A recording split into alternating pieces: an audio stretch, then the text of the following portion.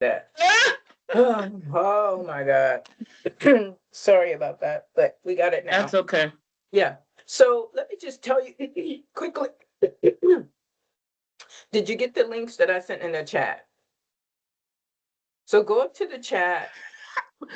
Here, this is another thing I want to say thank you about is still trusting me and believing in me when my technology skills are so poor. You could be going, oh Lord, I don't want to deal with her ass Really? because I always got to help her figure out everything. No, I Okay. don't even remember. I'm trying to remember all that I knew. I was so excited about what I was learning with Teams. So, but anyway, so if you go up to the chat where you see the number of people who are in here in the meeting, Yeah, it people. says two Yeah. people. Next to it is chat. Click on that chat. Oh, mine doesn't have that Oh, icon that says chat. See? it has. Are you No, no. serious? I am serious. It's got the two Okay, people. It's just got look. everything to the right, like raise, react, view, more. But to the left, that's nothing. Blank. Okay, go to more. Click on those three buttons that says more. Yep. See if you see it in there. Nope. What's there is meeting info, video effects and settings, audio settings, language and Okay, let's speech. do something. Mitzi, do you Okay. see a share? You see a share button up Yeah, I at the do. top? I want you to Yeah. share your screen with me. Okay.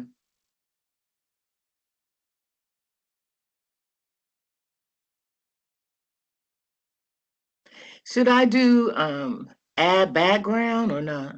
No, don't worry about that. So just okay. Share.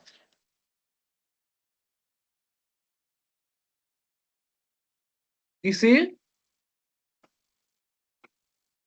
No, I don't see anything. Uh, so go back up It to tells share. me that I'm sharing my screen. You are, but it's blank. So you have to select the screen that you wanted to share. Um, So when you hit share, you probably will see something like Windows or something like that. What I want to be able to see is your screen, your computer screen. well, I shared the other day. You did. So do you go over to Here, wait a minute. I just here. window? Oh God. Um. Okay, you're sharing now. What I'm Okay. seeing is your book comments. Okay, that's the one you Right. selected. So go back Uh oh. over. It's okay. No, you know what? Stay there. Stay there. Let me see if I can get it from here. No, but I could go to. Uh, Okay. Yeah. uh,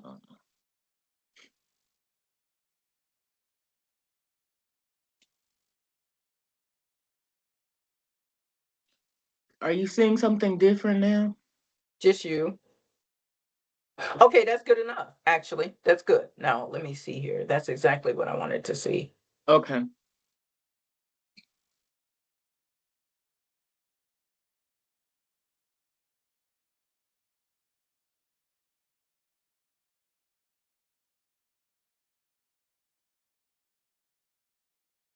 Mitzi. Mm-hmm. So you see on your screen where you have a divider line where it says more. Yeah. Can you put your mouse on that line itself? No, Yeah. it won't highlight.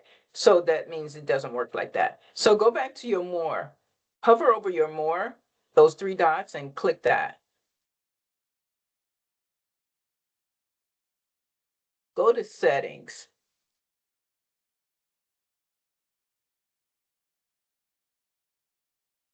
I think it has something to do with me not having the full Microsoft. It may. You know, It I don't may. have the real teams. That's why this But doesn't didn't work. I didn't I send you a message the other day? I thought you just got something yourself that you were excited about the other day, but then you decided that that wasn't it after all. See, Okay, setting. that's not. It's just accessibility, so don't Yeah, worry. That's nothing. not. Yeah. Okay. That's the strangest. What about video effects and settings? No, do you know what that is? Oh, there it That's is. for That's for if you want to change your background, you want to change Yeah, how it looks in the yeah, back. That's what that yeah, is. yeah. Let me see something here. Maybe I can get it to you.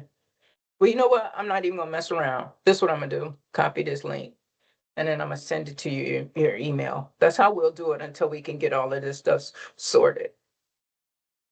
I'll just send it to your email. These people, I was on the schedule. Again, I was on the schedule by um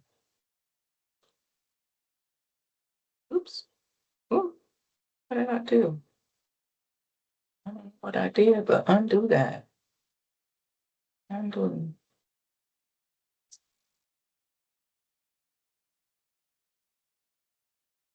Okay.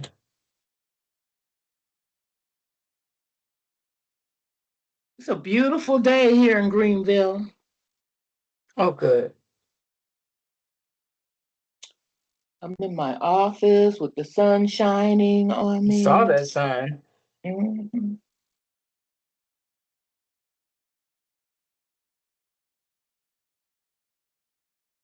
It's fine. I had two links in here, so hold on. Okay.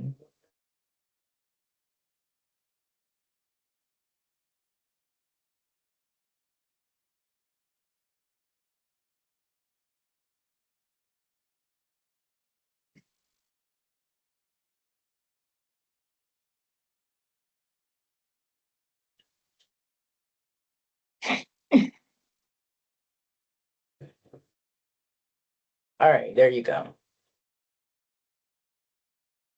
Yeah, I was telling you.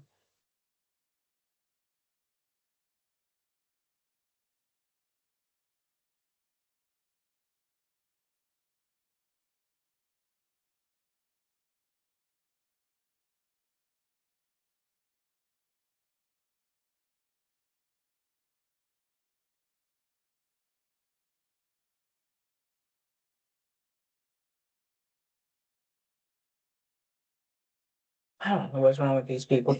Let's forget it. Okay, so I sent you a link, and I did that because okay, you can stop sharing. I'm going to go ahead and share my screen. I'll go ahead and pull up just the agenda. Can you see the agenda here? Yes. Let me try to do something else. See if I can do a dual screen. And then this one had to be there. And then did I still get this? Yeah, I think so. How much do you see? Do you I see you see your comments that are highlighted? no. Okay, then that won't. Then you can't do. Well, that's in the background just on my computer. There's my that I could go to, but it's not on this uh this meeting Okay, all screen. right. Let's go with me. Ooh, I can't even move the oh, okay. I'm gonna do this one more time.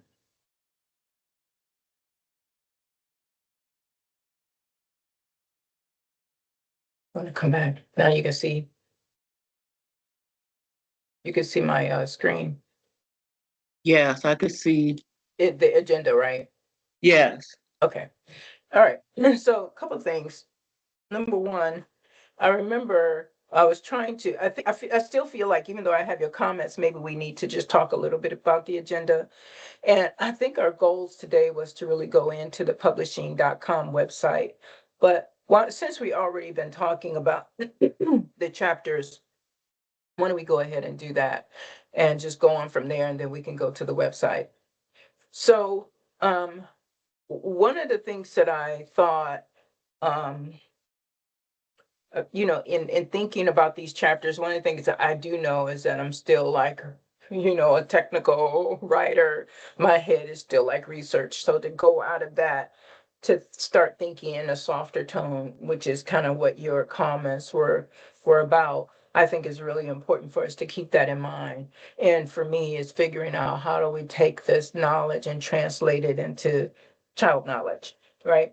And I don't know if we'll need help with that or not, but I think that those are definitely a good point. What do you mean? What do you mean help with that or not? Breaking it Help, down, breaking it huh? down, Oh, writing it down. breaking down the knowledge in a language that's can be received by our audience, both parents But and I but I think that's the whole point of this book is and that's our superpower is yeah. that we are them.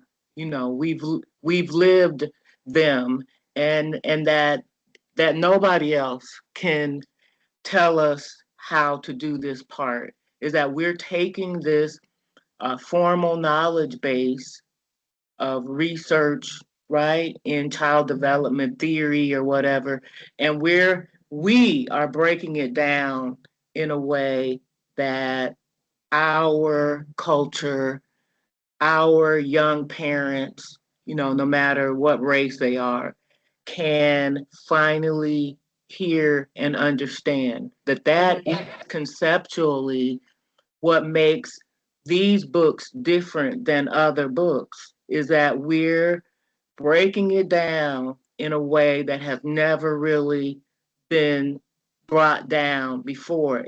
Even me, as a young mother, I would look at like there's magazines in the grocery store about parenting or in the doctor's office, and I would say that's for white people. Right? Because it was. That it wasn't for me, right? And Mhm. that's what we're really doing is something that's for us. But of Mhm. course, we talked about that we want a much broader audience, of course. But still, Yeah, that's the core, I think. yeah, yeah. And I think that there's some people that if you can reach them, then you've reached the rest. If you can Mhm. reach the mind of a young parent, then you certainly have reached the mind of a teacher and an Yes, educator or a social worker. So I yes. don't want to speak in their language. I want to speak in the language of a parent who can understand this. Yes, that because that's Yeah. our core. That's that's the Right. whole point. There's 10,000 books, Mhm. million books with this information on it, Mhm. right? Right. About parenting, about bonding, about Right. but but there's no book about where relating it to green eggs and ham and relating it to a political system and relating Right. it Right. to, experiences of trauma Mhm. growing up. Can you do me a favor, Mitzi? I Uh-huh. don't know if you're able to do it. Do you know how to do a dual screen? Uh, It's okay. That means no. well, but I'm just saying, what have I done in the past? What I've done is just used, I've minimized. I don't want you to do that. I want you to see Okay. two screens at one time on your No, screen. I don't know how So to you do don't know how that. to do that. So Mm-mm. right now we are on Microsoft. We're on Teams, right? Yeah. I want you to go to the top of the Teams frame where it says meeting two. The title of the meeting is up there. It's above where you see the two people. It's above the timer. Only thing that's above my is search the web. Oh Uh, no. Okay. Um, do you know how to move your team screen up and down? well, Like if that's you what I was just trying to do so the is way to do it is to hold your mouse somewhere and hold it down, and while you're holding it down, move the screen up and down, just slow lightly. yep, that's the first thing I tried because that is how you move screens, but that's not working. It didn't work. Uh-uh. It's just highlighting certain things. It's not Okay, moving the screen like it let's do usually does. Oh, wait a minute. Maybe I could do it this way. Oh, yes, Yes, I'm Okay. moving the screen. Okay, good. Now, what I want you to do while you're holding that down, move the screen all the way over to the right until it highlights. Okay, wait a minute. I got. It's going to highlight. And when it highlights, you'll see other stuff on the other side of the screen. Move it all the way over to the right, like you're taking it off your screen. Yeah. So, and I do have some highlighting, and now I do see uh pop out, take control that I didn't see before to the left of people too. I do see something different there. Well, that's But not what that's not what you wanted me to see. no. What I want you to see is your other items that you have up. I want you to see your email. I want you to see your email. Oh, I So, see my documents that were on my desktop, which was okay, my comments. right? Okay. Um, but what I want you to O- go to your email. Okay, so So I'm go to in your, my email now, so now I'm going back to the meeting I so want you to that I go could to the, see my email and the meeting at the same time. right. Okay, so I'm trying to do that. Wait a minute. But you have to do a split screen to do it. Okay, well, I do have my email on my desktop. That's visible. And then I have my green eggs and ham meeting on the other side. You mean you and I, we're seeing each Yes, other. Okay, good. yes. Now, when you go to your email, I want you to click on the first link that I sent you. I sent you an email while we were in this meeting. Yeah. So the first one says meeting today. No, I sent you. Oh, it may say that. Oh, or try this link. Which one? Let me see what I sent. Well, the first meeting was 11:06, so that's the Oh, try this link one. so I sent you something at 9:38. Oh, okay. That's what I want you to look at.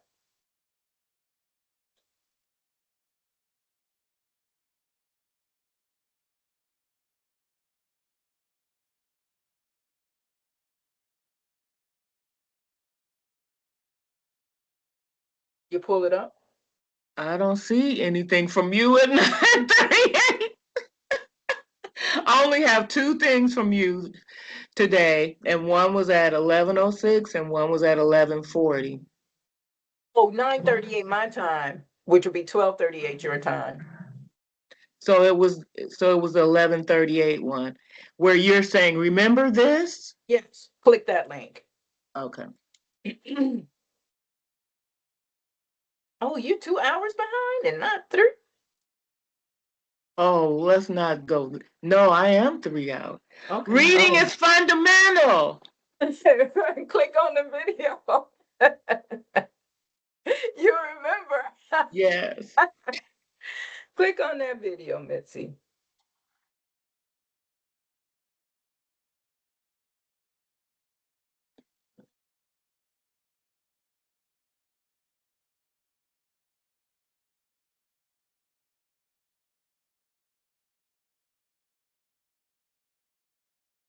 You can hear it. My computer is slow, so it's coming. Here it is.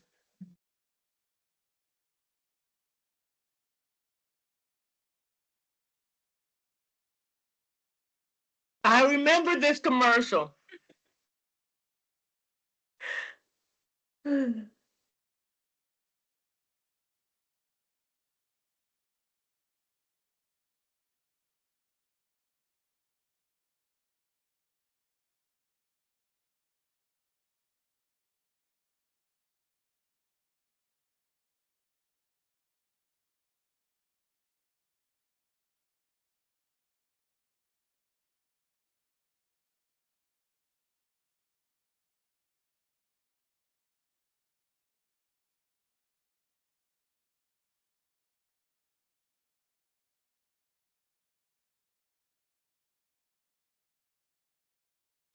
Oh, that's so sweet.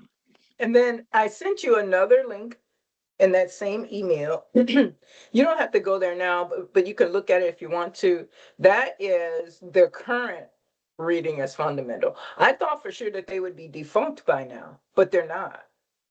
Oh, that's great. Hmm. And they have, when I first click on it, one thing I noticed is that they have something up there in the very top bar that says that they have, you can click there to get open live reading, book readings. Like if a parent wanted their kid to have a book read to them, they can say, "Hey, baby, come here, let's go here," and then they'll read the book. Okay. You see that? So I thought that was really cool. It Anyway, the is. bottom line is that reading is fundamental. Yes, It's it not is. just cognitive, fundamental to what? That's what they used to tell us. And when we go through these chapters, I think, what captures people really is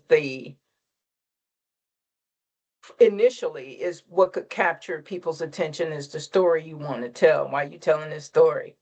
And you mentioned it when we spoke last time about how we have these stories about our experiences and how, these are the things that we remember when we get older. And I Right. don't remember my mother reading this book to me, but I definitely remember when she bought it. And I definitely remember how much fun I had reading Green Eggs and Ham. And I definitely remember wanting my child to have the experience of reading Green Eggs and Ham. And so I started reading Green Eggs and Ham to them, to all my kids, because for all those years, I'm still reading Green Eggs and Ham 3 different times through all my kids, right? And So things did get, your did your do you remember your mom reading to you? no, Did you say no? no, I don't. Oh, me either. So Not at all.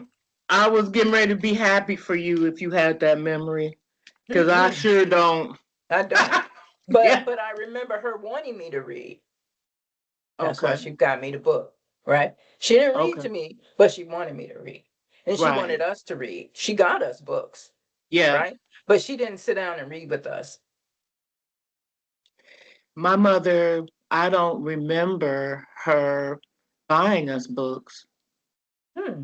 Mm-hmm. I at all, but I somehow developed a love of books.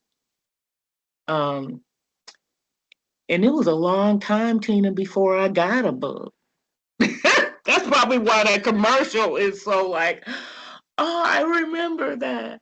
Right? Because maybe that's how I realized that, oh, I want a book too, like him, you Yeah. know? Yeah.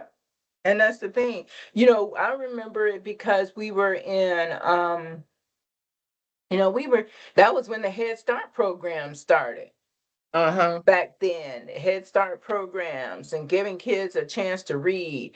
And even though my mother didn't read to us, the idea of reading and the importance of that was something that was communicated with parents back then, Yes. because we were still removed from those kinds of, not only educational pleasantries, we just didn't have access to things like that. And so this was where the government money was going to help these kids learn how to read so they could do Yeah. better, right? Yeah. And so even Right. though my mother didn't read to us, she wanted us to read Yeah. because she learned that it was important for us to read. Right. Right? My sister was an avid reader. I can't even tell you. I mean, she would read, read, read, read, read, read, read, just avid reader. And I have a daughter who's like that. That's Yata. Where was Willa May, Tina? Who's Willie Mae? she Where she was it? didn't get the message. Maybe they didn't give those messages there. Where were you at that time? Youngstown? We never lived in Youngstown. We lived in Warren, Warren. But you Ohio. were in Yeah. Ohio. But you Yeah. were in Ohio. And we were too. We were Yeah. here in Toledo. Yeah. I don't know. And as a matter of fact, as I got older and wanted to spend time reading, she would say, "Why are you trying to be away from the rest of the family reading? You need to come down and watch TV with the rest of us." So I was like, Matilda, that movie where the little girl was, they were tired of Matilda reading, and so they would take the books and make her sit up there and watch game shows and stuff with them. That's how my life. Do you remember the So, Danny DeVito Matilda movie? yeah, okay, no, to be honest, I Okay, don't. but anyway, so yeah, it was like you oddball, in other words. Okay. You need to stop spending all this time upstairs alone reading and come down here and join the rest of the family.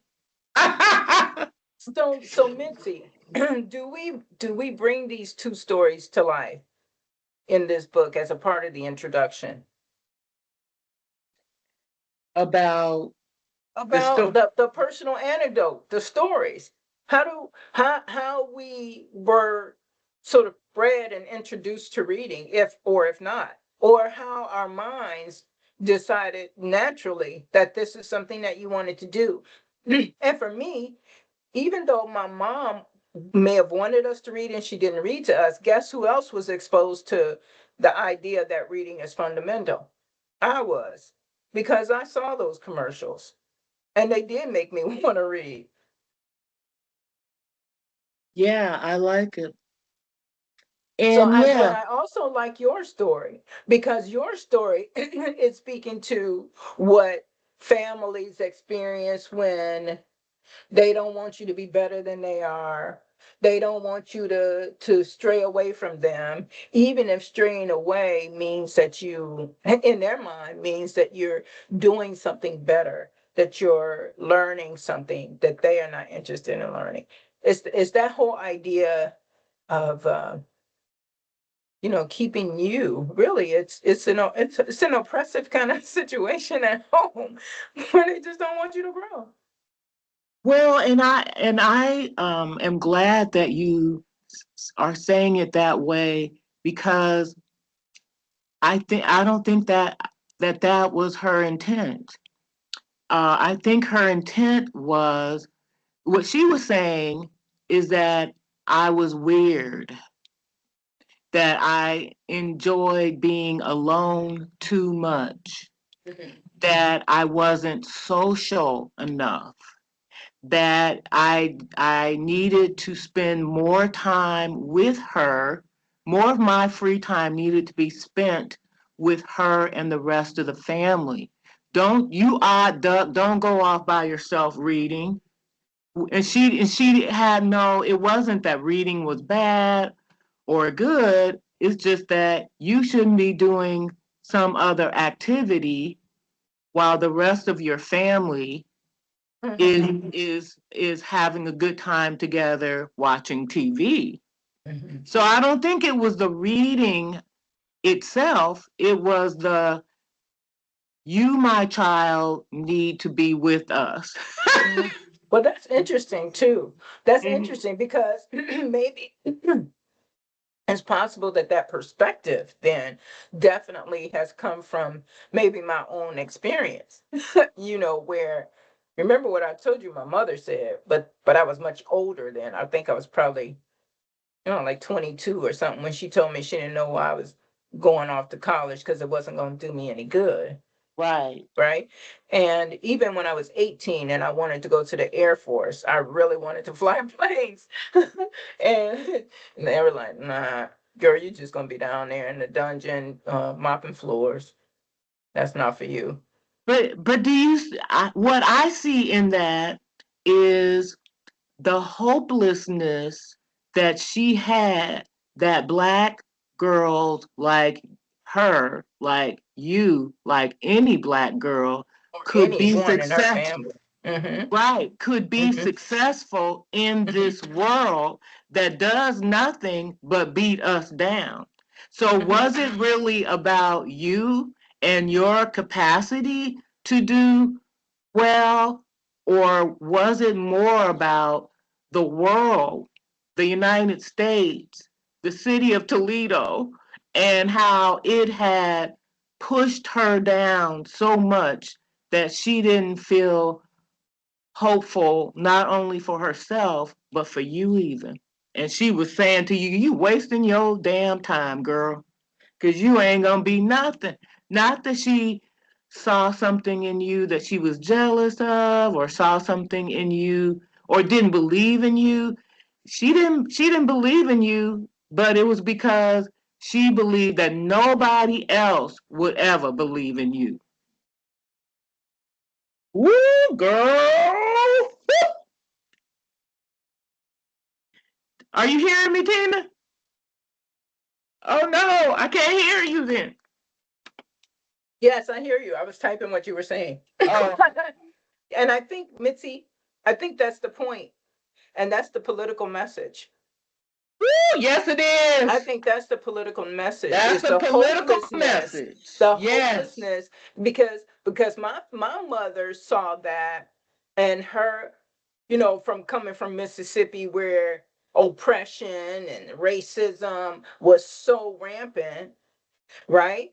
Uh, that there's no way anybody was going to be able to be successful. Nobody black is going to be successful just because you read. Exactly. And just because you Exactly. go to school is still not going to make you successful in this That's right. society. And That's so, right. is that any different from what children and young folks are learning today, and parents? That's right. Is That's it any right. different? That was It isn't. that was 50 years ago. Is that Right. any different from the way that parents think about school today? You can go to school, but they ain't gonna get you nowhere but McDonald's, right? Yep. Maybe if you lucky, if you Yep. lucky, right? Yep. So, I think the political message is really going to be important here. That how, does how the success of black people and black communities, is it dependent upon how intelligent we are, right? Or how well we read? Does it make a difference in our society? Are these messages just giving us hope that we can be better, that we can one day live in a place where there are no rats and roaches and thieves and thieves and murders or crime? Is the message that if we get smarter, we can have a better life? Because if that's what it is,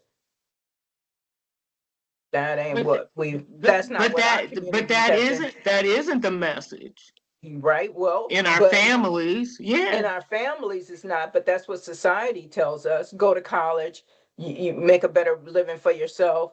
But that's the message, that when you're educated, you create a path to a better life.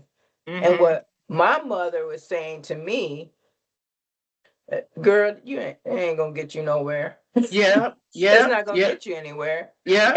And that's what young people are saying too. Yep. When they say going to school, I can make more money selling drugs. Why should I do that? Or Right. I reading is not going to help me to get that rent paid. It's not going to help my mama and my sisters. It's not going to do this. But yet our societal messages is better education is a better life, leads to a better life. And we're saying that it's illogical when you think about the lives of many, many, many black people and black communities. And Right. then what happens is it's illogical, but what happens is, because we know that what you're trying to sell us in terms of the better life that we could have, because that's not necessarily how we see it, then what happens is we also don't know that our rebellion to that idea, that being better educated will lead to a better life, that we're pushing away that idea. But in the midst of that, we're pushing away our children and our abilities to bond with them Yes. through reading. We're pushing away the nurturing that could naturally happen with reading.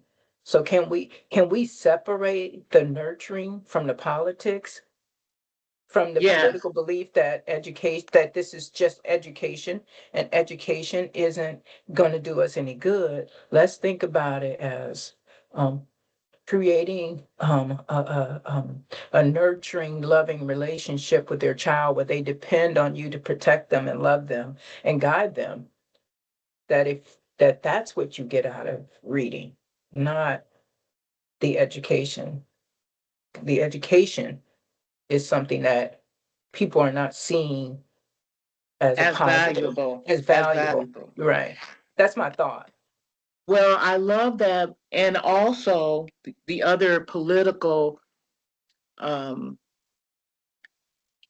place this is hitting is that even though in America we claim to be giving the message that reading and education is the pathway, we sabotage that message by having an educational system for certain groups of people that is not up to, par with other educational systems, right?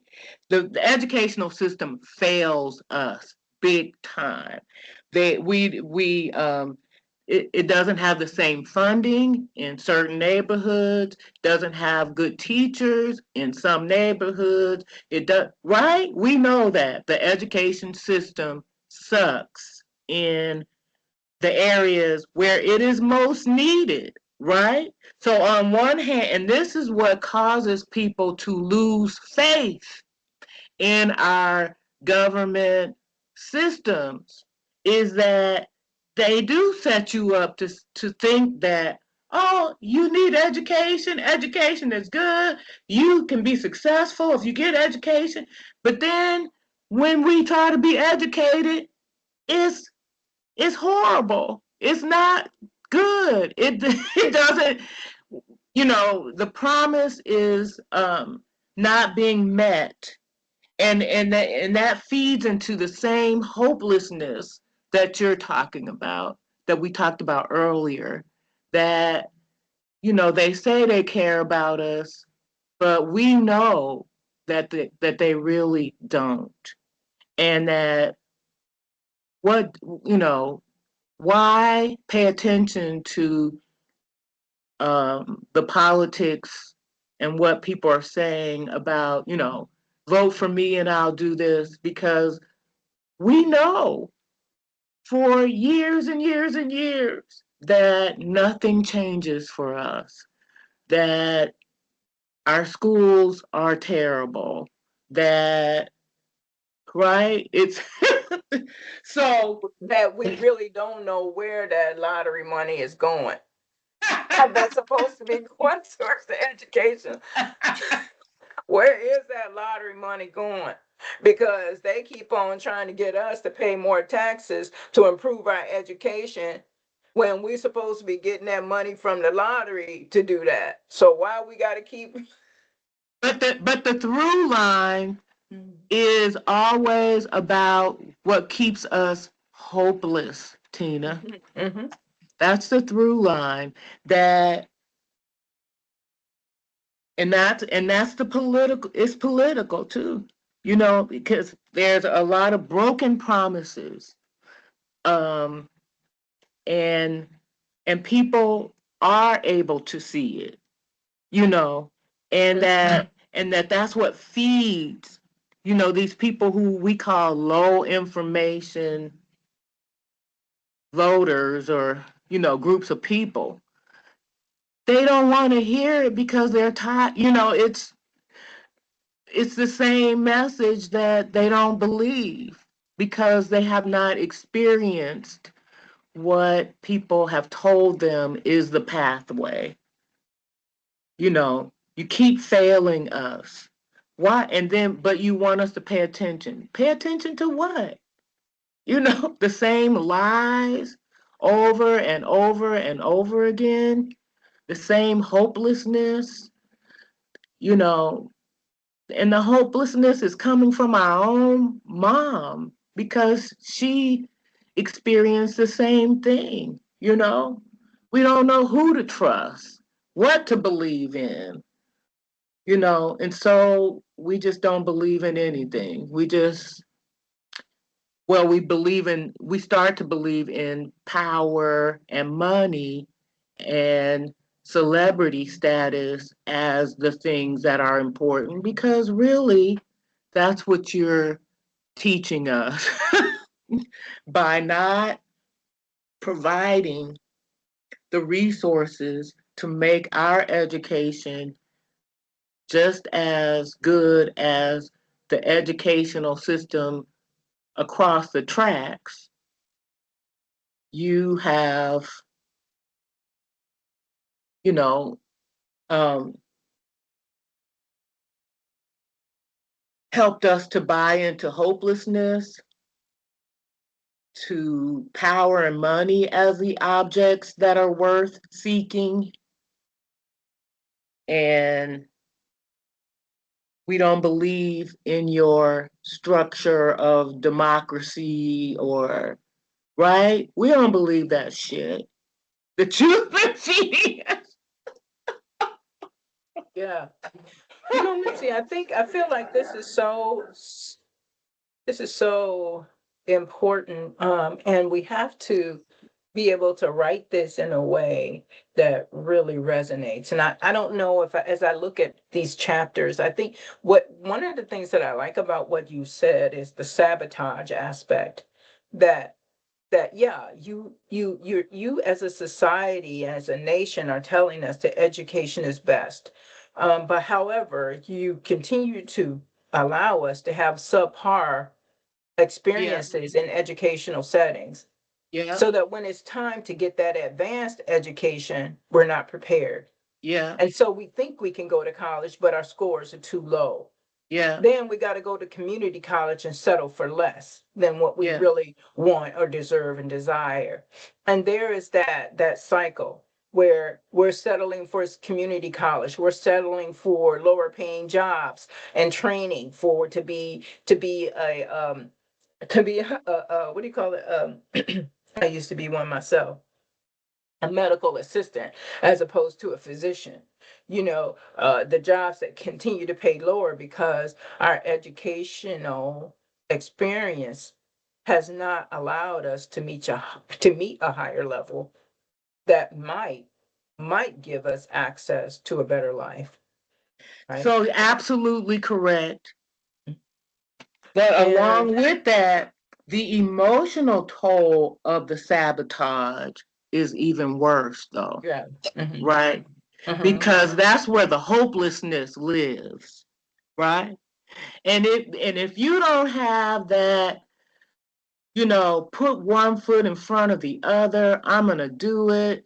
I don't care what's in the way. I'm getting ready to do this thing.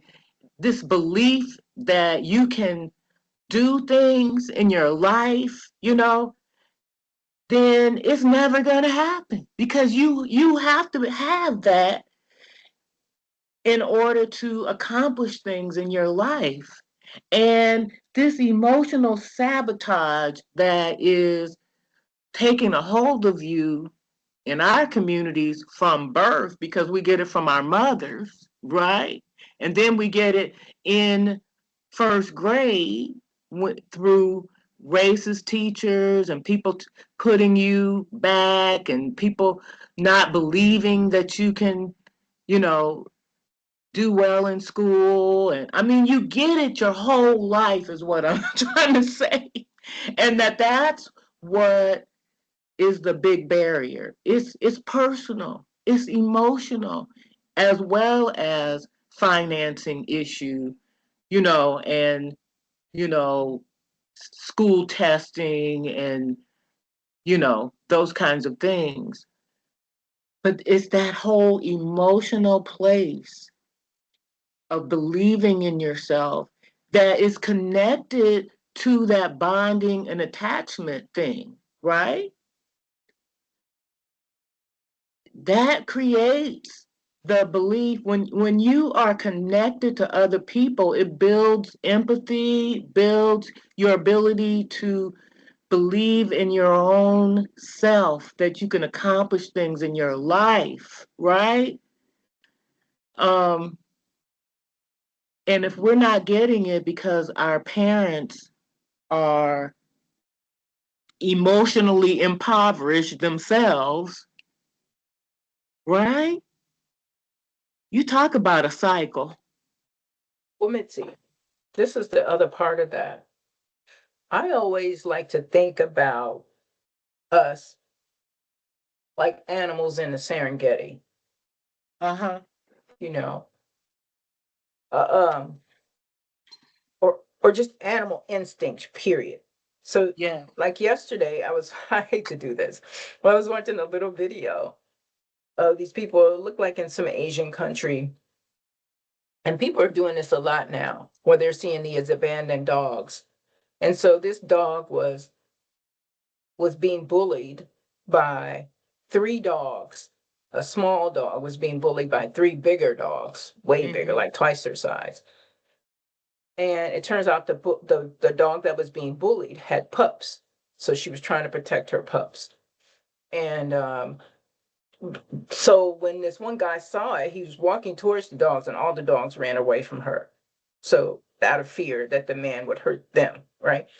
So it turns out the dogs were emaciated, the pups were emaciated, they were, on their way. I mean, they really needed, they had no food, no water, nothing, nothing, nothing. And it was super cold at that time. Mm. So it's the whole process of this man who has found this dog and started feeding the dog, and how once the dog would feed, eventually it wouldn't even eat any food. It would just eat enough and then take a big bone or whatever it was and run all the way down this pathway and give that piece of food to the pups and Mm-hmm. let them eat. And so this video was like the whole process of that over like a whole week period or whatever. Well, my thing is, Mitzi, it's not normal. Even though we can say we get this hopelessness from our parents, you think they were born like that? Oh, We're not hell we're no. not That's the we're not point. born like That's what that. We're makes it made. political. We Yeah. were made like that. There's no one I know who doesn't just grow up thinking they can be the world, that they can be strong, they can do this, they can read, they can do, and then eventually they get shown that they're not, that you can't. We're not gonna let you do that. We're not gonna send you that way. So it's not just our parents coming to a realization or coming to this idea that they don't believe in themselves, they don't trust themselves to be good parents. They've been told through one way, shape, or form that you Absolutely. That's the ever. whole point. Yeah, Yes. Yeah. yeah, yeah. Yes. So Yes. And it's a whole cycle, and yeah, it's political, and it is because yeah, just like the slaves, they didn't allow the slaves to read because it was on purpose. mhm, This whole mhm, thing is on purpose, yeah, right? yeah, yeah. Yep, it's like who was it? Was it Maya Angelou? I'm trying to remember who it was, or Nikki Giovanni, who said something about the system. And people say we need to fix this system. Well, the system isn't broke. The system was designed to do what it's doing. It's doing. Absolutely. It's not broken at all. It's not broken at all. It's about how you learn, you recognize, and then you figure out how to function in a way that allows you to get out of that system. But this system is functioning just how they wanted it Just to how they continue wanted to it to. oppress a particular people and keep them from That's right. advancing. That's Right? right. And what's happening today politically, DT, is no different. Matter of Is no fact, is it's almost like putting whipped cream on everything that they've been trying to do. Now we've got our cake. Now we can just go ahead and put some icing on it, and there it is. There it you know, is. right? So let's go through first, Mitzi. I think, well, definitely we need to have this introductory kind of chapter. And do you agree that maybe a good way to have this chapter is for the two of us to tell our story, and then we can work on how it's worded and things later, but maybe we can both just go ahead and write out our story, our experience, The Okay. It's, why green eggs and ham? Green eggs and ham. Right. Um, maybe we can both do that. And we'll talk about some details of that later, maybe like when and where, with some timelines. The second, the chronology of reading as a tool for good parenting. I don't know, for me, I feel like, why are we talking about this? Because we used to talk about this because reading is fundamental, right? right. Right. But that's not where it started.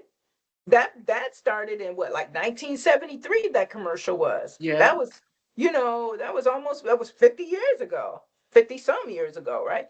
So, but I think maybe just talking about that from a loving perspective, if we can just get some history on, how did this bedtime story stuff begin? Who created that? And and maybe we can talk about that. We can definitely have, some sort of reference to real situation, how it really began, a little bit of history with that. But I don't want it to be a deep, deep history lesson. I just want it to be something that is intriguing, that maybe you didn't know this about history, about reading. And then I think throwing in the reading is fundamental from the Well, 70s. and I like that because and I agree that it can't be the deep history, but I said it somewhere in this about black people as storytellers. Hmm. Hmm. Oh, the That history of black people African as storytelling. storytellers has Yeah, yeah, always been a part of storytelling. who we are, right? And the thing is, when did the storytelling happen usually in the black culture and African culture? They just any time of the day they do storytelling. No, they do storytelling at a time when they know people's mind is ready to wind down and relax so that they can Yeah, hear the story and absorb the story. So they do it around the fire. I right. think you will find that in most cultures. They don't sit around when they got to work, get food, and hunt and start telling stories. They tell the stories when they're all gathered around the fire. The mind is ready to absorb, right? So I like that idea. African storytelling, African, and maybe you probably might find it in Indian. You probably might find that same sort of concept where once the mind is ready to absorb the history, those messages, the story, then that's when they tell the story, and that's usually when the day is done. And maybe that's how bedtime stories were created. I don't know, but I feel like we need to look at that from Indian or even India, other From a cultural perspective, yeah, is from what you're different saying. Different countries. cultural If we could, perspectives. Yep. yeah, that'd be great if we could even see that there's symmetry in the way that these stories have been told with these different cultures. If they're all the same, then they all saw maybe the same idea that this is when our mind is ready to learn, right? This is And probably the idea of families being together at mhm, night, right. after they've done all these All their work, things, that they're right. now together, they've Hmm. had a meal together, and they're sharing, Hmm. right? Um, uh, it was some other point that I was going to make. I was just thinking about, when I try to focus on what my mother did from her perspective, I think about what she wanted was all her little chicks together, right? That is part of what she was communicating, that she Hmm. wanted all her little chicks to be together in one room.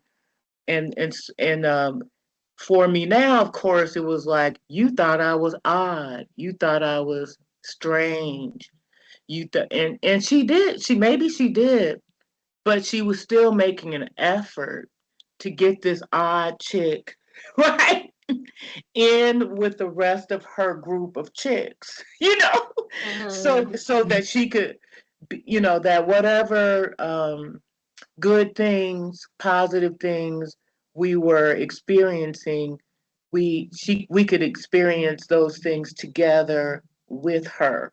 So even if she wasn't sharing a book, she wanted me to be with her. And that's good too. Do you know what I mean? So it's just my sort of reflection on that whole thing is that there's different ways to look at it, you know. Um, and yep, I was an odd chick given given what the rest of the chicks were doing. But but she was still trying to bring this odd chick in the group uh with her.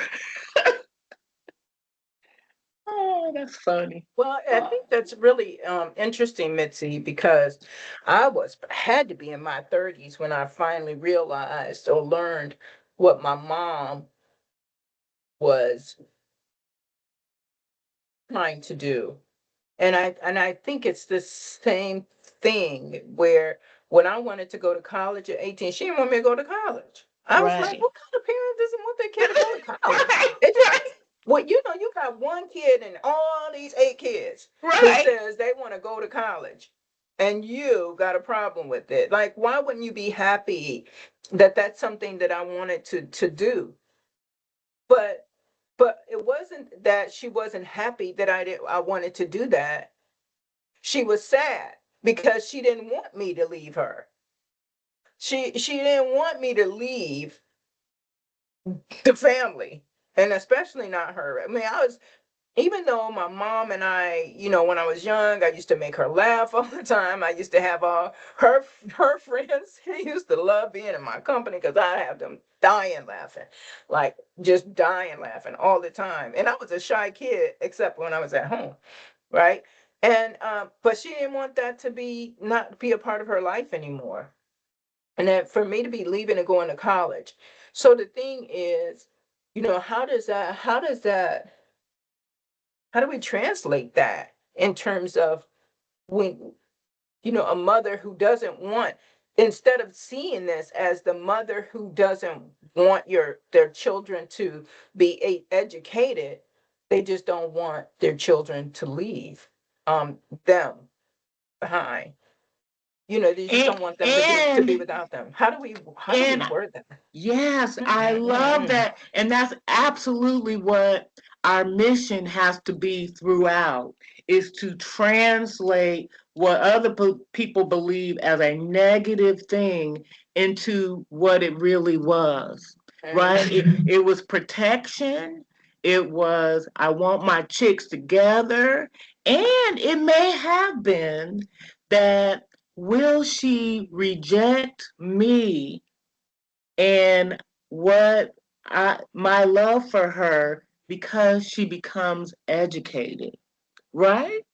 You Yeah. know, will I no longer be able to relate to her? And will she no longer will be able to relate to me because she has gone and experienced this higher education?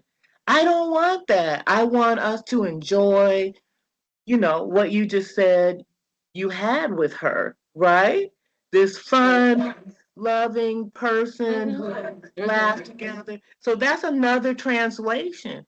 She didn't Yeah. want you to be educated, but it wasn't because it was because she was afraid that you would be separated forever from her, right? Not just the experience of going to college, but your presence, who you are, would change, and she and you may not have that connection that you've had in the past. And that's a valid Mm-hmm. perspective, right? Mm-hmm. From her. I mean, it's an understandable perspective given what was going on at that time in terms of our experiences with education, and back to that whole thing of fear. I know I'm all over the place because it's so rich. This whole thing, Tina, is rich with ideas about how we make these translations about what was going on. We can nail it and have a whole new um, way of teaching and understanding that encompasses our historical experiences as we grew up as Black people in this country. Um, because this country whew, did a job on us.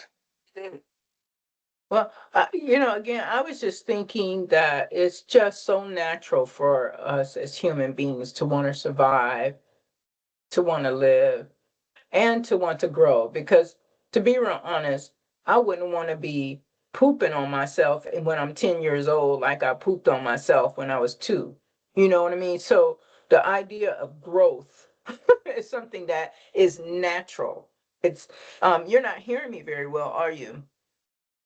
The volume, is there a No, problem with the I can volume? hear you. I Oh, can okay. hear you. Okay. I'm turning to right. I'm not Oh, okay, turning to good. here. Okay, good, Yeah. good, good, good. Mhm. So I just feel like it's so natural for us to want good things for ourselves. It's so natural for us to want to survive. It's natural for us to want our children to thrive. And the thing is, there's something about reading that makes our parents not see that that's a part of our thriving, that that's a part of what they're giving to us to help us thrive. And so we have to change that perspective. It's not about the education.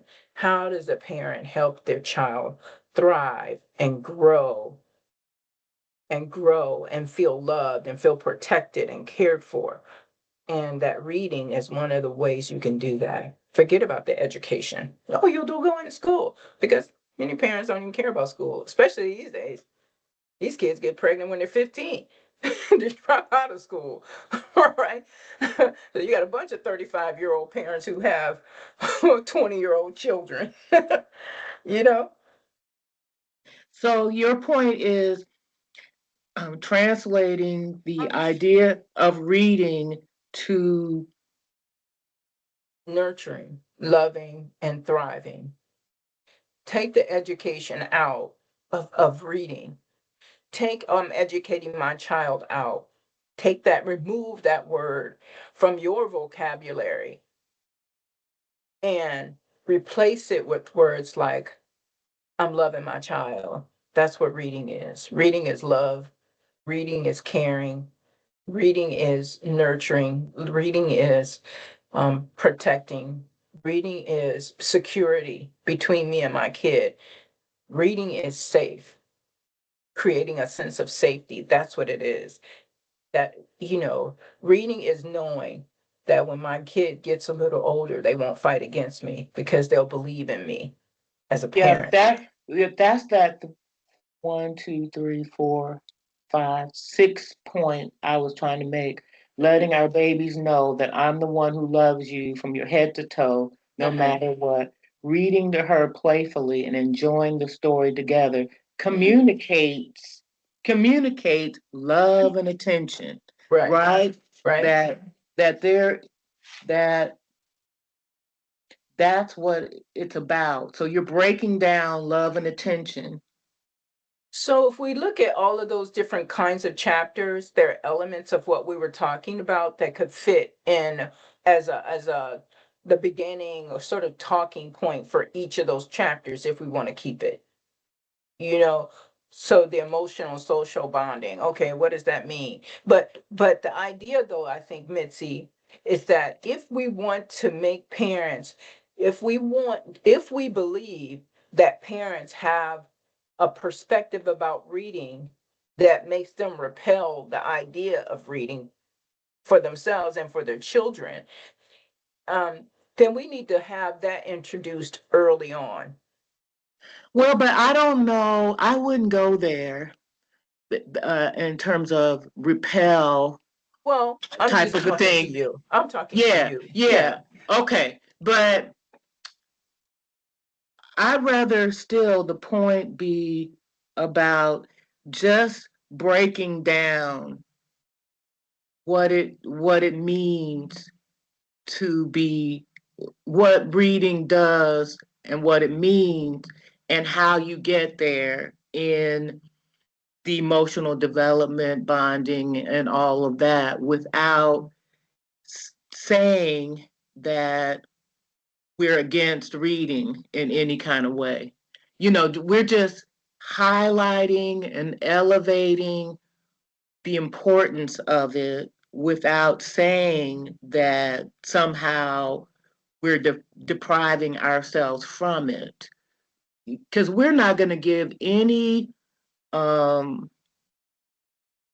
negativity at all to us. We're always going to blame the system that we live in. Does that make sense? That Yes, we're yes. always going to blame the political system instead of anything that we're doing. And we're always going to translate our own behavior into, we're always going to have a rationality. I think that's what we just did, with our own experiences of our own mothers.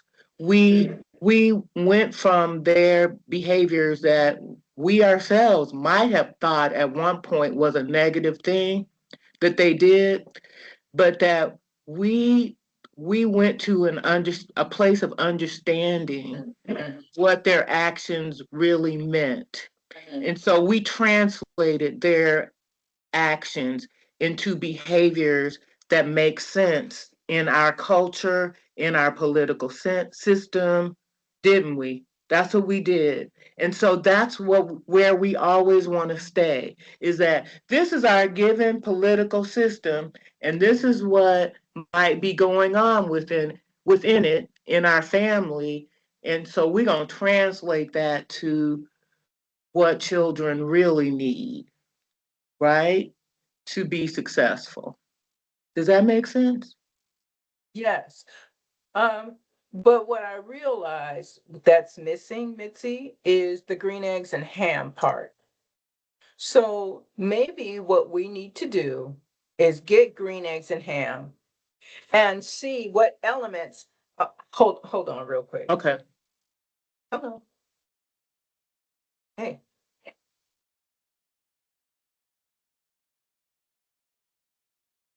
Mhm.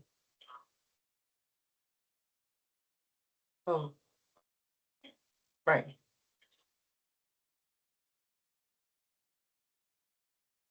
Uh-huh. Yeah. Okay. Well, that's good to know. Thank you. Oh, I can't. What am I saying? I cannot go. I'm working tonight at yeah, yeah, yeah. I forgot, but definitely you can feel free. Feel free to go there. But yeah, yeah. Yeah, I'll be working. Yeah. All right. I'll talk to you soon. 5, I think. Hold on. I think it's 5. No, I just wanted to check my schedule. Yeah, 5 o'clock. Mhm. Okay. Talk to you later. Bye. So, tell me that, baby. Oh, no. Hey, Miss, sorry. Um, so what I'm I feel glad like that we you could took that time because I had to write that down the because green eggs and ham. no, about I'm trying to always stay with the political system, and then I just needed to write down something about that so that it always guides us in the same way. The political system always guides us to the translation in the same way, right? As a theme for where we're going. But yeah, now we need to. So our themes are the political system, green eggs and ham, right? And what's the other one? There's Oh no, another. did we have a bunch of themes already? I don't know that we talked about. real But I'm things. finally seeing a structure, is what I'm saying Okay, to you. yeah. Um, That the structure is always these buckets, and the bucket is always going to be the political system that we need to describe. The translation is another bucket, and then the other thing is the the understanding of social emotional development and all of that. The theory, that's the theory is the other thing. So maybe it's the is it the theory that will become green eggs and ham um well, what flavored, or is maybe it the whole thing that will become flavored by green eggs and ham? Do you know what I'm so saying? so what you're talking about is kind of with the political component is what I was thinking of with green eggs and ham. My thoughts are that we can go through green eggs and ham, compare green eggs and hams to these chapters, and identify what elements in that book actually speaks to that. Where's the love fostered in reading green eggs and ham? What happens? What is the emotional or social benefits that happens when you read green eggs and hams? Where is that pulled out? What about the cognitive part? Because one of the things that I liked about green eggs and ham was that it taught perseverance. It was one of caring, because I forget I forget the characters' names, right? Mm. But the one character who kept saying, "Come on now, I want you to try this." That's like your parent who's telling you, "Don't give up. Don't give up. You might find something good in this." Right. And then the kid is saying, "No, but I don't like the way it looks. It's green." Hey, they're green. There's no way I'm eating this whole. And then the parent is being careful with their words, and they're saying, "Well, look, that's because you've never tried this." They're opening this child's But eyes. isn't that that's the theory that you're describing to me? Is a green eggs and ham theory. The green eggs and ham theory says that in these experiences, we're going to find um, things that are important to our growth and development, like perseverance, like what's the other thing that you said? Like, what else is it? Green eggs Caring, and like perseverance and caring. caring, and That's you our know, theory. That's our theory. We yeah, have a green eggs and ham theory that we're going to apply to social emotional development, right. right? And And and that's then what I'm trying to do is put this whole thing into a frame so that we can understand where all right. of our ideas fit within the structure that we're creating, so then we can just start writing the damn book, right? Mhm. um so isn't green eggs and ham your theory of the case here? Yeah, What I let's think that is what I guess for me. I'm thinking more of a framework. It is the framework, and maybe theory and framework are terms that are used interchangeably. Uh, but I think of it more as a framework that guides good parenting. That can be a guide to good parenting or a structure for good parenting, like being the pre. only reason why I said theory is Uh-huh. because of the things that you talked about that are part of social emotional development is a theory, isn't Mm-hmm. it? So that's why I'm using that term. But Okay. because the theory, we have a framework that includes all of these things: the Mm-hmm. political system, the translation, and the theory are the overall framework. Within the framework, we have the theory of green eggs and ham, right? So Mm-hmm. I'm just thinking about our framework as being broader, but within the framework, there is a theory of green eggs and ham. And I want us Okay. to identify Okay. all the other components within the framework. Okay, good. Okay, I get that. And to me, if we do that, then we will have our structure, right?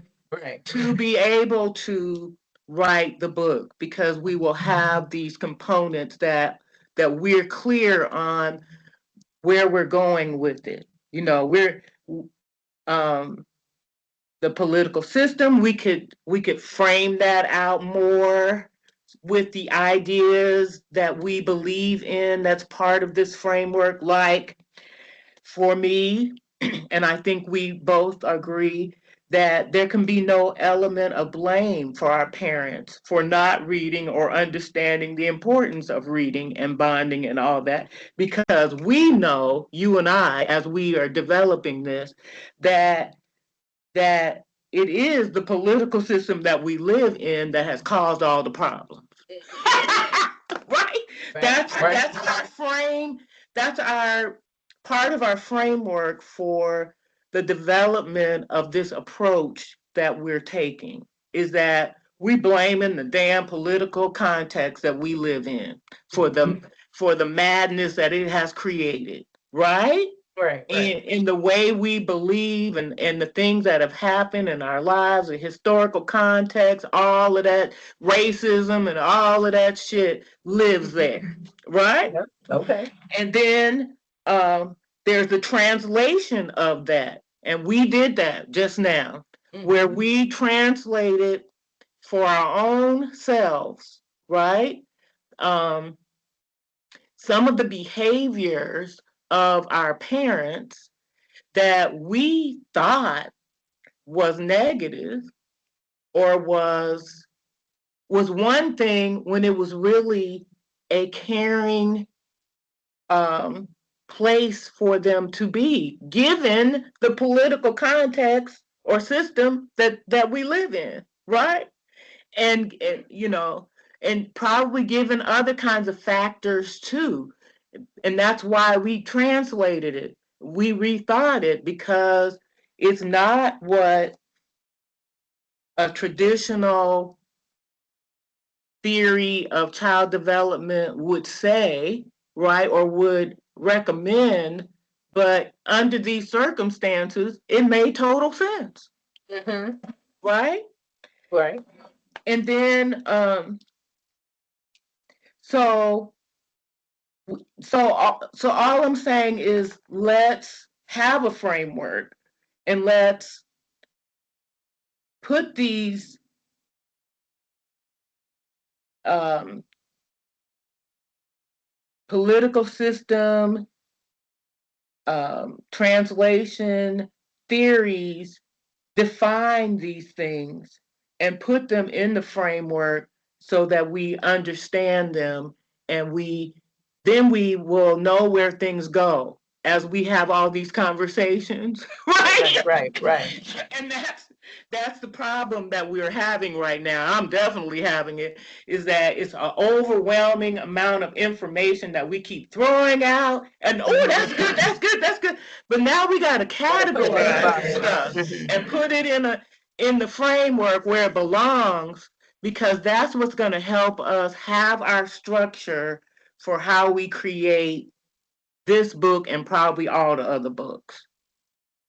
Does that make sense, Tina? Does it? Yeah, I'm so happy Plenty. Thank because you. yeah, Plenty. but we still need to brainstorm, because we have to define all of these Okay. framework components, right? Now, what you're writing, are you writing by hand or are you typing? No, I was just writing something down because that's Okay. easier for me for right now, just so that I could, I was going, oh, and just wrote something down. So no, I didn't type it, and it needs to be typed though. Yeah. Tell me. Um, So, what are your frameworks? Your frameworks you have? the political, I didn't type them. I was typing other stuff. okay, the political system, Mm-hmm. 、 , translation, Translation of just translation.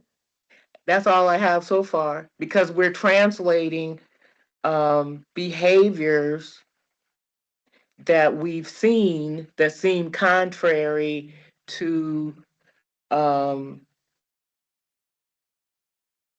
to the theories. Like why people read to their children, why the importance of reading. Um, we're translating why our parents may not have read to us, but they did do this, and this was important, right? It still fits a theory of care, right? Even though it didn't necessarily fit into a theoretical model of bonding or social emotional development or actually it was, we just didn't understand it as such, right?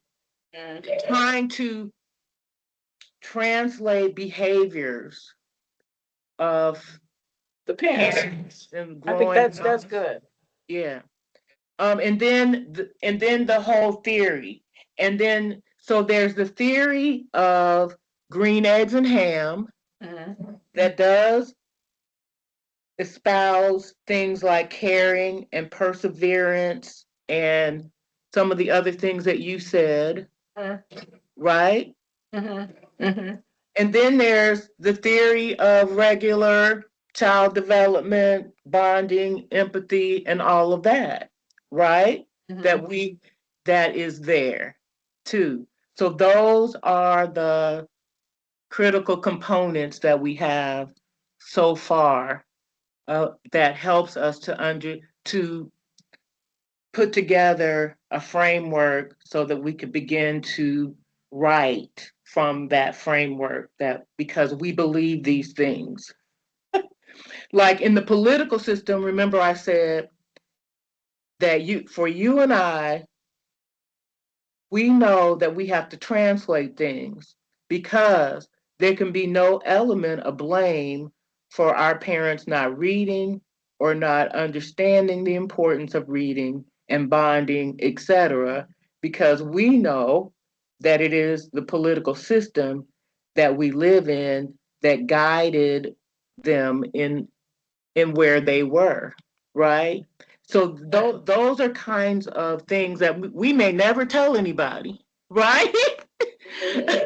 About where this comes from, or maybe we will, but it'll be done in such a way, right? It'll be done in a different way, but we do need to define this whole political system that we think has, you know, taken its toll on parenting practices for Black communities, right? And we talked about it as uh, um, we said it was the sabotage, right? That's where sabotage lives, right? Mm-hmm. That whole thing where we were talking about how they built an education system that fails us, right? And subpar experiences in education. Um,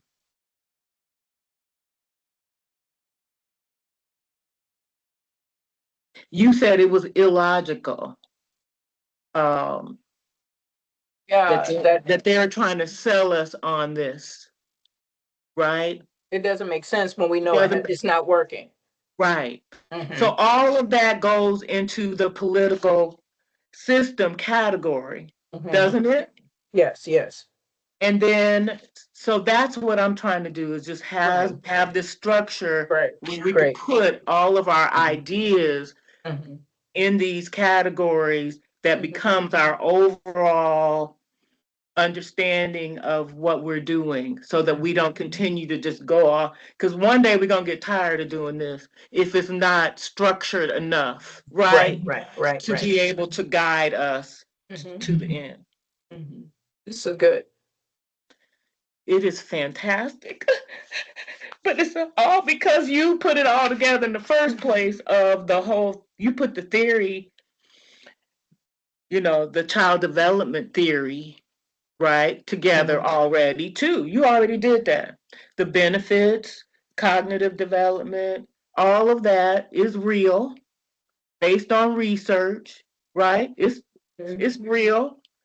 And we still will be talking about it, but we still have to translate it though. And it might become even clearer.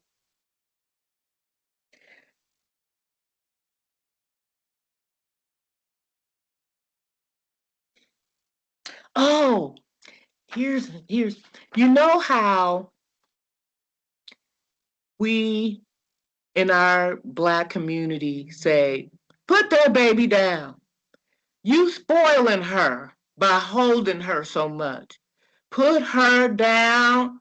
You should not be sitting there holding her all the time. Well, that's sort of contrary to Bonded. nurturance, right? Hmm. So it's things like that that Well, need to how be do you translate that that? need to be translated. That here we are saying that's a bad thing when really, according to the theory of child development and all that, that holding that baby is exactly what that baby needs, right? And but there's other parts that the baby needs, like reading. But that, I mean, don't we get, here we are that people don't believe that black parents, especially young parents, you know, are naturally caring for and loving their babies when we're always scolding them for doing exactly that. Right? So again, that's the translation of these behaviors, and that even in our black community that is one thing that we do. We tell our young parents to stop doing that all the time. That translation, that's good. Well, it's interesting, Mitzi, because do why do parents do that? Is it that they're concerned that the child will be spoiled, or is it the concern that the child is not that you're not gonna help the child be a strong child? Because they want the child to be strong. You want a strong kid. You want a strong baby. You don't want a baby that just got to be coddled all the time, right? And so that's I think again That's that that's part translation of the is translation. you spoiling it. You're not giving it a chance to grow and be strong and develop. I love babies when they cry. I really do because I know when babies cry, especially little babies, they're strengthening their lungs, all that stuff that was still in their system from being in utero, is coming out and they're building the strength of their airways. And I just love it. I love watching babies cry because I see strength in crying, right? But not everybody sees that. Now, I've you can, never thought of it that way, but oh, I yeah, oh, get it. I get I it. love it. I Yeah. love seeing babies. And most of us want to get up and go, oh, hit the baby, he's crying. That's how Yeah, yeah. And I see it different. I'm like, that baby needs baby, especially when they just start crying for no reason in your eyes, like, oh, right. and cuddle. And then the game gave it what would pacify it. But at the same time, even with that, wanting their children to be strong, I see a behavior in white culture that I'm like, why are these white people doing that? When they have little infants and babies, they have the baby have its own room, its own space, separated from the mom and the dad, and they just get up and go in a whole separate room to get the baby. Now, to me, as a parent, I wouldn't want my baby to be that far away from me. Anything could happen. I had my But baby's crib in our room too. in the room, right? But for them, it's like they need their parents. We need No, our I mean baby. in the room with me. I Yeah. had his Uh, crib yeah, in the in the room with room. me. And That's so right. did we. So did we. It Hmm. was warmer in there with all our bodies together. We could see something if we need to get up early, whatever. We don't miss a beat with the baby, right? But white folks, they got to have their own nursery, and the baby is in the nursery all by itself early on. And to me, that's a scary proposition. But is that white folks' way of making sure they have a strong, independent baby? Because when the baby wake up, it passes by itself. Shoot, I don't know. I don't know, but it's different. It's It different. is different, and I'm glad that you brought it up because I see the same type of strange behavior that I've considered to be strange behavior of white people, where when the family is all together, you know, after dinner or whatever, and they're in the room together, the baby is not in anybody's arms. The baby is in his chair Yeah, or the on the independence. floor. It's like a part of the family, but you are on your own, sort of. They I create think, a very strong sense of independence in their yeah, children when they do that so early on. yeah. And I found it interesting when I observe anything, any kind. I usually observe it on a TV show or something like that. But not just a TV show, a reality TV show where the cameras in the room with the people and they're just doing what they do. You see the baby on the floor by themselves, and that they're observing and doing whatever they do by themselves, and the family members are talking about, they're not talking about the baby, or they're talking about their own lives, and the baby is just one of the children, even though it's a young baby, right? That nobody's really paying attention to. They're doing their own thing. So yeah, that's that strong independence that you're talking about. Is it that, or is it something else, Mitz? Yeah, is it So, something like, else? sometimes I see people like at the airport and or on college campuses, white girls especially. A white girl will go to sleep on the bench in a minute, ass facing outward towards the walkway. They'll go to sleep in the airport in a minute and just relax like they're at home in their own bedroom, right? And I feel like, and part of that is they're not accustomed to being accosted. They're not accustomed to being the targets of police and crime. And so they're very comfortable no matter what. And when white folks at home and their child is in their room, they're worried about somebody coming into their child's room and doing something or breaking in their house. They're not worried about that. We're the ones who've lived in those kind of communities where we had to be concerned for our child's safety. Will you put that in the column of political system, please? Because that's you absolutely know, that they feel safe in environments which we do not feel safe.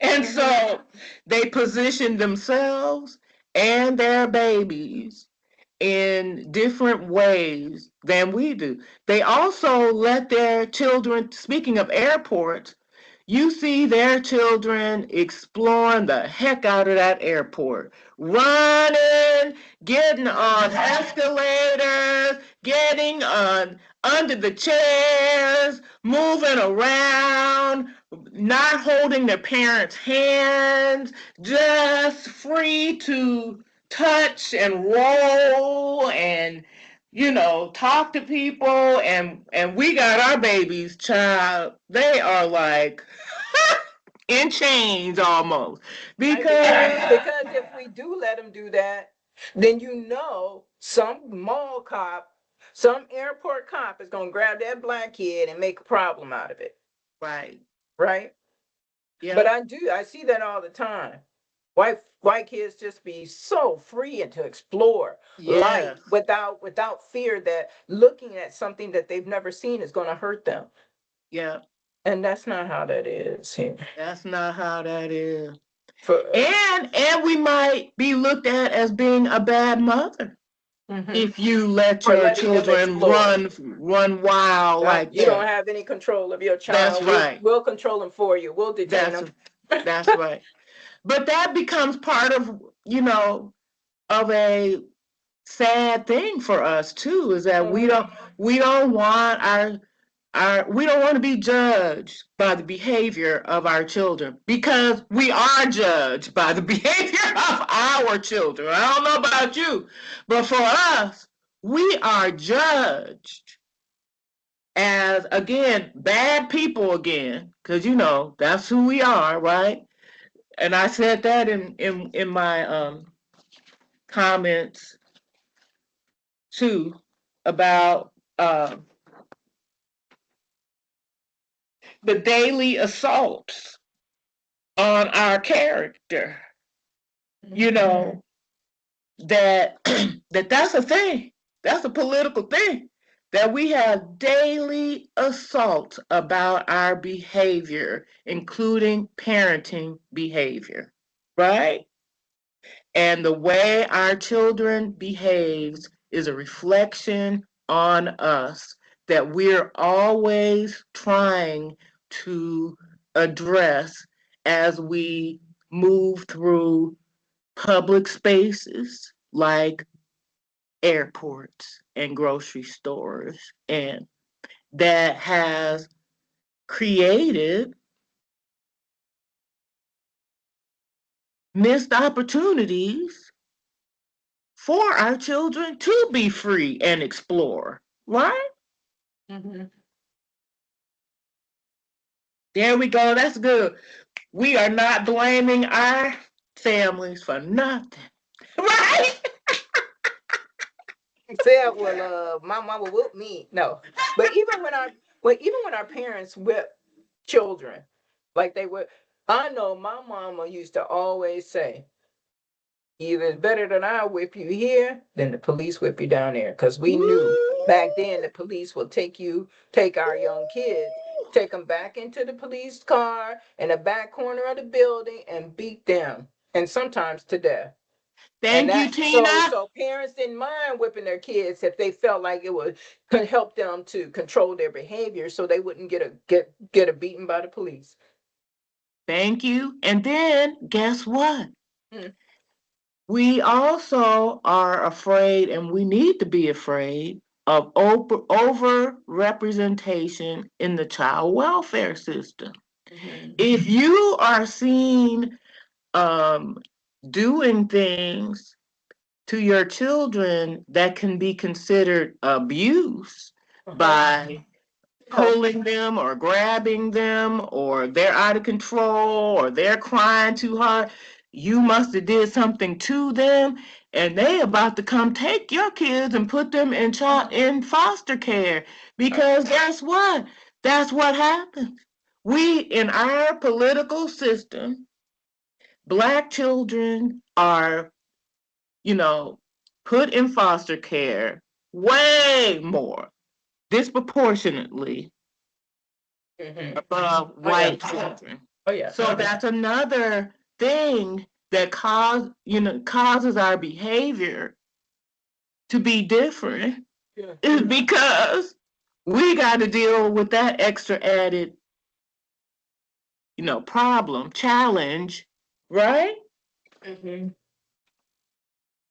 And let's not forget, this goes back to slave days too.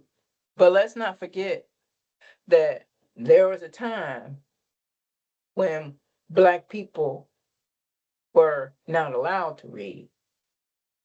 Ooh, They were not allowed to read because white people didn't want folks to have the same intelligence that they had. absolutely. Right? They knew that if you could read, you could figure out how to save yourself, how to how to save change yourself, things. how to Yeah, navigate that environment, yes, right? yeah, And so the whole years and years of going to jail because you read a book, even though it wasn't us, those ideas and the way that those our forefathers shaped the next generation had to be with those ideals in mind, just like it is today. You absolutely. know, and so on. So even though we weren't enslaved, those ideals about, how white folks might respond to you if you're educated might translate into, it don't matter if you get an education because they ain't gonna do you no good. Exactly. And the deep fear Mm-hmm. that immobilizes people that we see today as um, low information, low participation, low, right? That's fear that's stemming Mm-hmm. from that same stuff. Mm-hmm. Fear of doing some of that because you might have to go to jail, right? You might Yep. get beat. You might get, right? Mm-hmm. Because guess what, Tina? We still do get beat and murdered, Yep. right?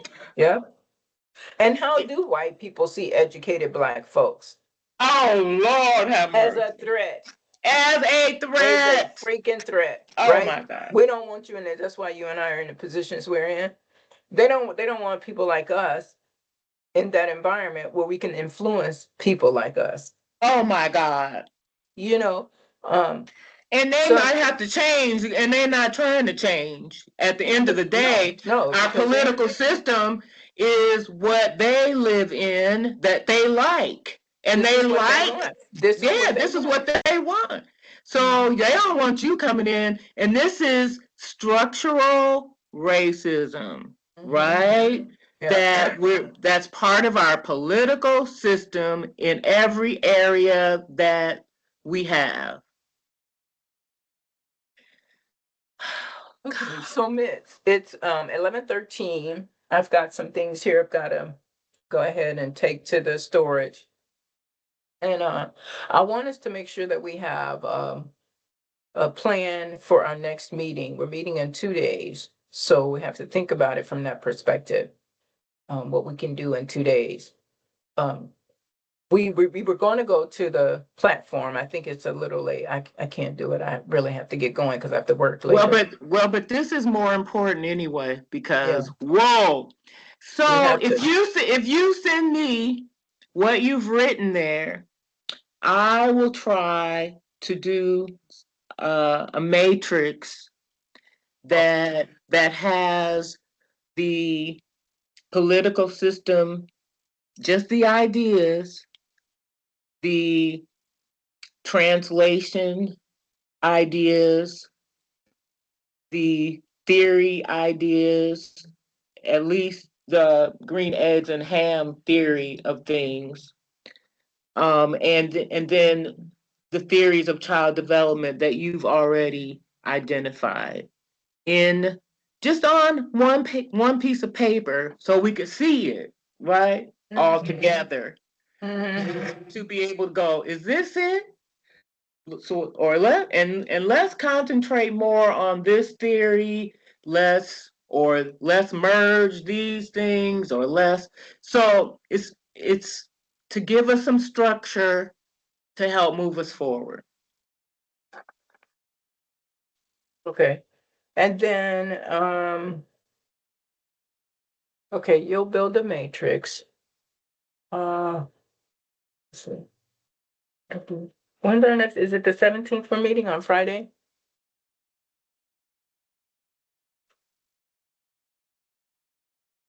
Let's see, Yep, 17, same time. 9 o'clock.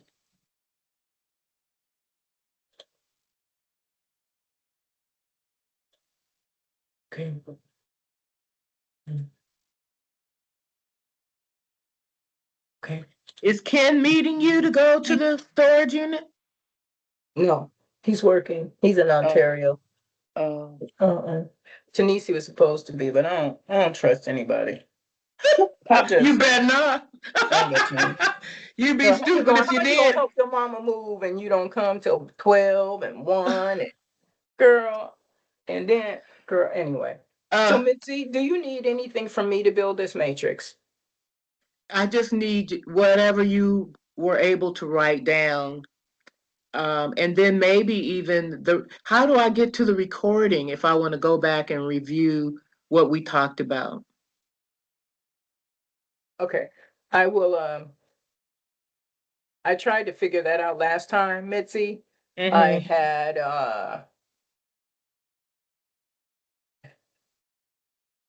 attachment. Okay. Um, I went in and I could get access to the recordings, but I couldn't figure out yet how to download that recording so I could send it to you. Or So, share, or just or, share, right? well, Is there a share button to it? Just but I share. can't I can't just share it to you because you're not in Teams over here. Um, Unless you go to your Teams, Mitzi, open your Teams on your phone and try to uh-huh. open it that way. So what I'll do is try to send it. Yeah, try to send it, and if I can open it, that's great. If I can't, we got work to do. If not, I'll try to see if I can get like a translation, Hmm. like the A what hard copy of it. yeah, the Yeah, transcript, not translation, yeah, transcript. transcript. That would be great if I had a Okay, transcript. That would be even okay, better than the it would be recording even better. itself. Yeah, A yeah. transcript. Okay. All right. So Woo, that's what I'll girl, we do. cooking now. We Okay. cooking now. Okay. And then in the meantime, Mitzi, I think what I will do, I still need to go back and I think both of us need to go and get that green eggs and hams. And I hope it's the same way it used to be. Because over time people are changing stuff. And I like the old green eggs and ham. Yeah, I You did know? that. I did that last night. I went to, but I'm actually going to the library down the street and see if Mhm. they have a copy of the original Green Eggs and Ham because I do need to document what I see in them Mhm. that you started, perseverance, caring, right? All of those things are part of the theory of green eggs and ham. So Mhm. I need to, you know, say what they are. Okay. Okay. Yeah, I think that's a thing, making sure that those components and whatever the key statements that are in the book that resonate with those political theories, like whatever it is that's happening in that book needs to go into that particular section and why it is something that we interpret as perseverance or caring or sharing or whatever. All Okay, right. Hmm. So yeah, let me work on that. But let me just tell you also, my notes are horrible. that's Um, okay. If it let me just s- gives me a inkling of, oh yeah, I remember, that's good. yeah. So what I did, I so what I did here, I'm just using the agenda from today, and I was just Yeah, typing notes into the yeah, agenda. that's Okay. fine. Maybe Yeah. what I'll do is just turn the items that I typed in that are new, I'll make it red font so that it separates from what you've already Okay. read. Okay. And then yeah. But don't you love the idea too that like I use the word chicks, my mother and her chicks on purpose because I was thinking about what we were talking about last time about this being like a big children's book where Mhm. a mother was trying to get all of her chicks together, right? Yeah, yeah, And yeah. Oh, absolutely. yeah, I think that's so cute. I love that. I do. And I never thought of Willa Mae in that way, to be honest with you. But she absolutely was trying to keep her chicks together. And I hope I love the fact that your mother is Willa May. Yeah. Like, what? Willa May? Because that will resonate with people, old school parents. Oh, Willa May, really? Yes. And my mother's name is Katie May. And we both came from families of large Large children, family. Yep. Yep. right? We're both 8 children. eight Yep. children, both of us, Yep. 8 children. Yep. Yep. And we had what, three boys and 5 girls. And we had only 2 boys and Okay. 6 girls. But Okay. then but then there's a story about Willa Mae giving up one of the children Hmm. for a while and then getting her back. Hmm. That's a Yeah. horrible story Yeah. that I can only tell you, but Mhm. anyway, Yeah. for I another mean, day. we had stories of my mom losing a pair of twins. That there really was 10 of us, Mhm. and the Mhm. twins didn't make it. But yeah. Anyway, there you Yeah, go. there we go. Go. All This right. is gonna be good. We just I'm got to keep excited. going, keep going, Yeah. keep Yeah. going. Okay. All right. So I'll send you these notes, and then Okay.